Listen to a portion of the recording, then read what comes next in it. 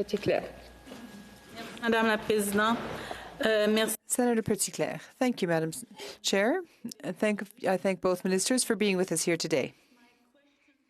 For Minister Qualtrough, and not surprisingly, I had questions and concerns about Canadians living with disabilities, and also not surprisingly, Senator Munson asked those questions already. So thank you, Senator Munson, for the questions. Thank you, Minister, for the commitments that you made and the answers, and I'm looking forward to it, to see it come to reality. I do have a question on behalf of my colleague, Senator Frances Lankin, Ontario.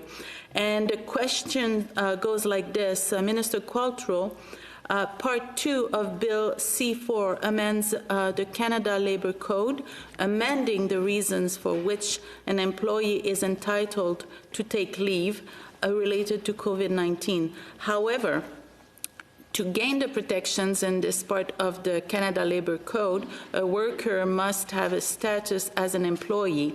So gig workers or other independent contractors are not formally recognized as employees and so do not enjoy the protection of these statutes. The Minister of Labour has amended to explore issues relating to the gig economy and how gig workers are protected under the Canada Labour Code, and also reference was made to gig workers in the speech from the throne. So the questions, how are employees defined in the context of this bill?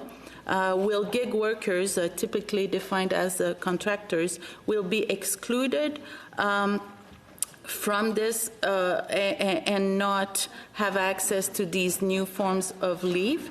Or does the government have other mechanisms or programs in place for gig workers? Excellent question. Thank you.